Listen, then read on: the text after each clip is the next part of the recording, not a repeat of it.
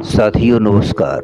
सभी प्राणी प्रकृति को प्राप्त होते हैं, इस कथन का क्या भाव है?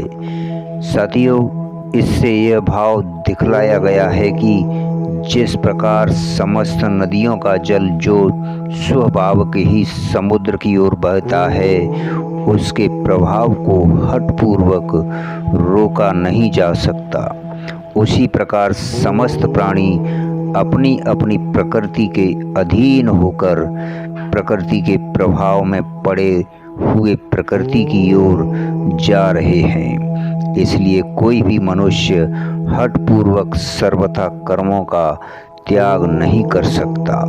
हाँ, जिस तरह नदी के प्रभाव को एक ओर से दूसरी ओर घुमा दिया जा सकता है, उसी प्रकार मनुष्य अपने उद्देश्यों का परिवर्तन करके उस प्रभाव की चाल को बदल सकता है, यानी राग द्वेष को त्याग करके उन कर्मों को परमात्मा की प्राप्ति में सहायक बना सकता है। प्रश्न उठता है, प्रकृति शब्द का यहाँ क्या अर्थ है?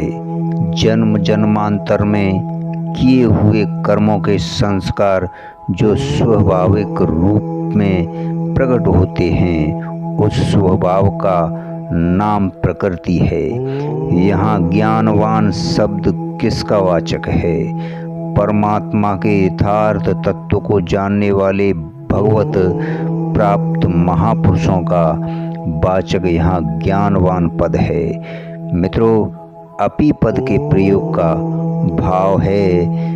अपि पद के प्रयोग से यह भाव दिखलाया है कि जब समस्त गुणों से अतीत ज्ञानी भी अपनी प्रकृति के अनुसार चेष्टा करता है, तब जो अज्ञानी मनुष्य प्रकृति के अधीन हो रहे हैं, वे प्रकृति के प्रभाव को हठपूर्वक कैसे रोक सकते हैं? क्या परमात्मा को प्राप्त ज्ञानी महापुरुषों के स्वभाव भी भिन्न भिन्न होते हैं? अवश्य ही सबके स्वभाव भिन्न भिन्न होते हैं।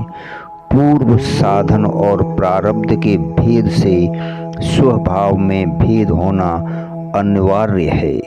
क्या ज्ञानी का भी पूर्वर्जित कर्मों के संस्कार रूप स्वभाव से कोई संबंध रहता है?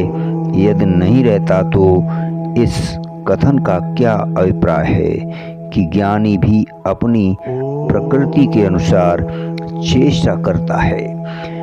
मित्रों, ज्ञानी वस्तुतः ना तो कर्म संस्कारों से किसी प्रकार का कोई संबंध रखता है और ना वह किसी प्रकार की कोई क्रिया ही करता है, किंतु उसके अंतःकरण में पूर्ववर्जित प्रारब्ध के संस्कार रहते हैं और उसी के अनुसार उसकी बुद्धि, मन और इंद्रियों द्वारा प्रारब्ध भोग और लोक संग्रह के लिए बिना ही कर्ता के क्रियाएं हुआ करती हैं। उन्हीं क्रियाओं का लोक दृष्टि से ज्ञानी में अध्यारोप करके कहा जाता है कि ज्ञानी भी अपनी प्रकृति के अनुसार चेष्टा करता है। साथियों, ज्ञानी की क्रियाएं बिना कर्तापन के होने से राग द्वेष और अहिंसा